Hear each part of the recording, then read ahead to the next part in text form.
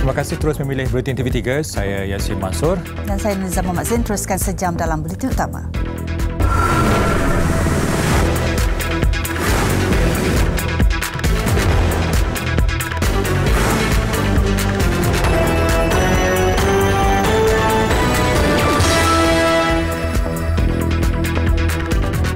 Malaysia jana RM7.2 bilion potensi perniagaan di Expo 2020 Dubai.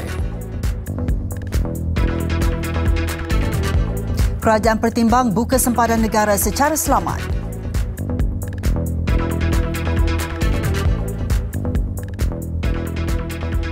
Assalamualaikum dan salam sejahtera. Menteri Kesihatan Khairy Jamaluddin memohon pihak berkuasa menyegerakan siasatan dan penawaan terhadap kumpulan anti-vaksin di negara ini. Ya, kerana golongan itu dilihat semakin lantang menyebarkan dakwah serta berita palsu berkaitan vaksin COVID-19. Tegasnya Kementerian Kesihatan KKM telah membuat beberapa laporan polis terhadap kumpulan itu sebelum ini.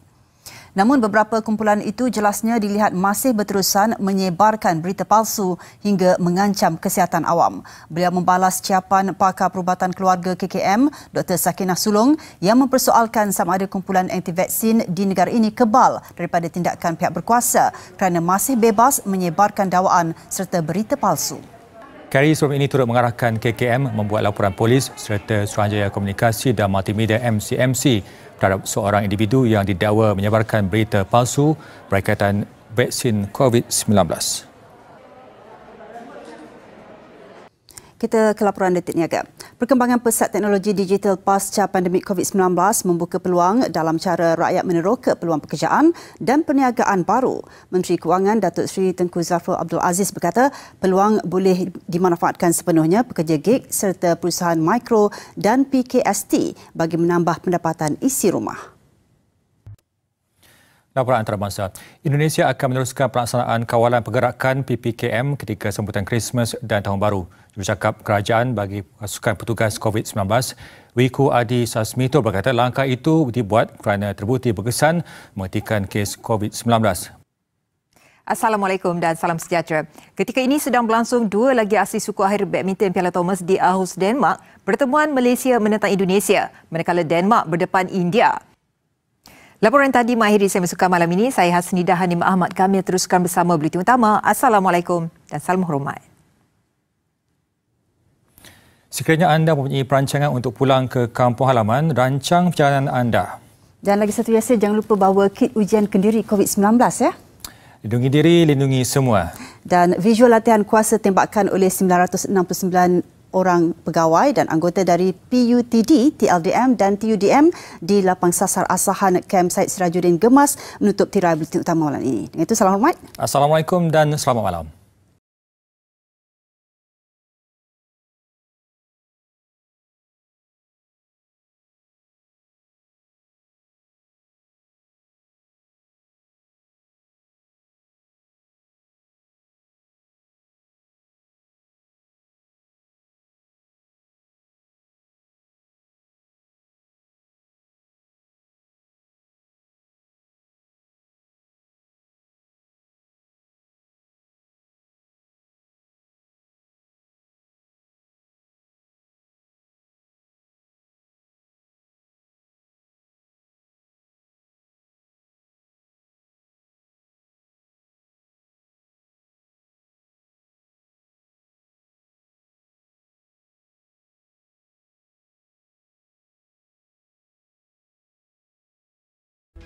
Terima kasih penonton Buletin Utama. Saya Yasin Mansur.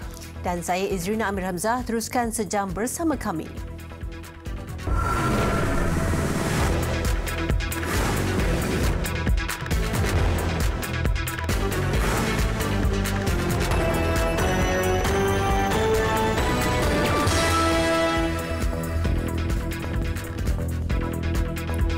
Sikap sendiri punca kesukaran dialami golongan enggan vaksin.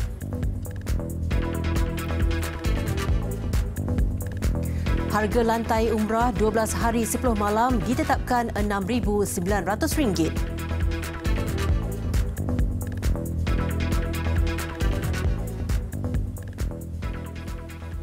Assalamualaikum dan salam sejahtera. Kerajaan tidak berniat menyukarkan kehidupan golongan yang enggan menerima suntikan vaksin COVID-19. Sebaliknya, tegas Perdana Menteri Datuk Seri Ismail Sabri Yaakob, perkara itu berpunca daripada sikap mereka sendiri. Walaupun suntikan vaksin tidak diwajibkan buat masa ini, namun ia membantu mereka yang menerimanya untuk menjalani kehidupan lebih mudah menerusi pelbagai kelonggaran yang diberikan termasuk kebenaran merentas negeri. Apapun jika SPR memutuskan PRN Melaka perlu diadakan dalam masa terdekat, timbul persoalan adakah rakyat di negeri itu sudah bersedia sepenuhnya ketika negara masih belum pulih daripada pandemik COVID-19. Wartawan Khairul Rizwan Azizan bertemu penduduk di negeri itu bagi mendengar luahan mereka. Untuk jangka masa sekarang, kita berhadapan dengan varian baru. Jadi kita tak dapat memastikan apakah dengan meneruskan pilihan raya ini akan menyebabkan kes tidak bertambah ataupun kita tidak terdedah dengan pelbagai risiko. Jadi macam kalau kita masih buat lagi, takut agak makin lama makin meningkat. So kita tak nak, kalau bolehlah masyarakat Melaka ni tak nak benda tu berulang lagi. Kalau boleh tak nak PKP ni lagi lah. Kalau boleh kita nak bebas macam tu. Ini kan? Kalau ikut SOP apa nak takut? Mesti ada penjarakan, mesti ada petugas yang jaga. Bukan kita pergi serbu. Sementara itu, Timbalan Pengerusi Badan Perhubungan UMNO Melaka, Datuk Seri Muhammad Ali Muhammad, menyedari dengan kebimbangan penduduk negeri itu yang berisiko berdepan dengan pelbagai kemungkinan. Namun beliau yakin kebijaksanaan SPR dalam mengurus PRN Melaka dengan kerjasama Kementerian Kesihatan. Nada sama turut dikongsi Pengerusi Perikatan Nasional Melaka, Datuk Muhammad Rafiq Naizam Mohidin, yang berkata kadar vaksinasi individu dewasa di Melaka kini sudah melebihi 90% dan berharap dapat mengurangkan risiko jangkitan. Kali terakhir pilihan raya kecil maupun pilihan raya negeri diadakan di Sabah sekitar Oktober tahun lalu hingga menyaksikan kes harian COVID-19 meningkat berlipat kali ganda. Apa-apa pun keputusan SPR esok bakal menentukan proses demokrasi di negeri bersejarah ini dalam memilih tampuk pemerintahan mereka ketika negara masih lagi berdepan dengan pandemik COVID-19. Laporan Khairul Rizwan Azizan, TV3, Melaka. Harapan besar penggiat seni disandarkan terhadap langkah komprehensif yang bakal diambil kerajaan selepas terkesan dengan pandemik COVID-19 sejak 2 tahun lalu.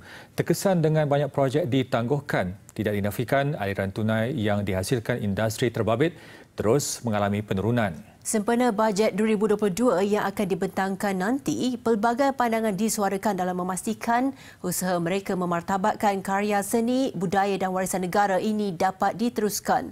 Laporannya bersama Amirul Hakim Lokman.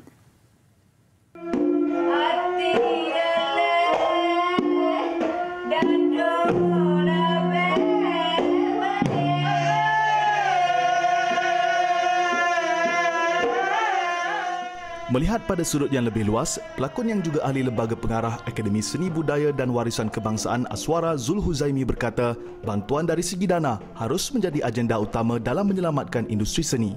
Ia membabitkan cadangan mewujudkan sebuah saluran khas atau slot di televisyen bagi menayangkan pelbagai karya seni sama ada tradisional, moden dari aspek lakonan, muzik tarian dan seni halus. Jelasnya, perkara berkenaan membuktikan kepada masyarakat bahawa kesenian turut memainkan peranan penting dalam pembangunan bangsa. Yang mana menyediakan slot khas untuk ditayangkan hasil-hasil karya anak-anak seni. Seperti wayang kulit di Indonesia, wayang kulit Jawa, wayang wong, wayang purwa, wayang golek dan sebagainya. Kenapa tidak di sini? Kan kita memberi ruang juga kepada anak-anak seni untuk mereka mendapatkan sumber ekonomi yang di lain cara. Kerajaan juga diharap dapat memberikan sejumlah peruntukan kepada industri kreatif bagi membina perkampungan filem. Ia boleh merangkumi studio, postproduksi, akademi dan kawasan perumahan anak seni bagi merealisasikan ekosistem baru. Kita dapat melihat mereka yang struggle ini dan belanjawan itu dapat diberikan kepada golongan yang memerlukan supaya penggiat-penggiat ini dapat meneruskan usaha mereka dan pulih serta grow lebih besar untuk membawa keuntungan kepada negara. Justru katanya, dengan cara itu, kerajaan dapat mengatasi masalah pekerja industri yang tidak mencarum dengan Pertubuhan Keselamatan Sosial Perkeso, Kumpulan Wang Simpanan Pekerja KWSP dan Perlindungan Insurans. Sama seperti bidang lain, industri seni kreatif juga menyumbang kepada pembangunan ekonomi negara. Justru besarlah harapan mereka menerusi pembentangan belanjawan 2022 yang akan datang ini agar usaha mereka dalam memartabatkan seni, budaya dan warisan dapat diteruskan meskipun terkesan akibat pandemik COVID-19. Nyatakan pandangan dan kemahuan anda terhadap bajet 2022 yang akan dibentangkan 29 Oktober nanti. Jangan lupa #Rakyat Mahu, Buletin TV3 dan bajet 2022 di media sosial anda. Kami akan sampaikan hasrat anda kepada Menteri Kewangan Datuk Seri Tengku Zafrul Abdul Aziz. Hampir 2 tahun kebanyakan bandar dan lokasi popular di selatan Thailand sepi tanpa kunjungan pelancong dari Malaysia, tidak terkecuali Betong yang bersepadan dengan Pekaran Hulu Perak. Namun selepas kerajaan Malaysia membenarkan perjalanan rentas negara, ia memberi kelegaan kepada pemain industri. Akan berani Persatuan Badminton Malaysia BAM menghantar pemain muda pada kempen Piala Sudirman serta kejuaraan Piala Thomas dan Uber kali ini disifatkan Menteri Belia dan Sukan Datuk Seri Ahmad Fazal Azumu sebagai keputusan paling tepat dibuat badan induk itu. Beliau memuji usaha dan semangat pemain serta berpendapat ia satu pendedahan yang cukup berbaloi demi masa depan badminton tanah air. Laporan itu tadi Mak Heri Semua Sukan untuk malam ini. Saya Nazri Atari, sesungguhnya tiada hari tanpa sukan. Teruskan bersama Buletin Utama. Assalamualaikum dan salam hormat. Laporan tadi Mak Heri, Buletin Utama. Sebelum berpisah, kami tinggalkan anda dengan Expo Terra Pavilion di Dubai, Emiria Arab Bersatu. Dengan itu, salam hormat. Assalamualaikum dan selamat malam.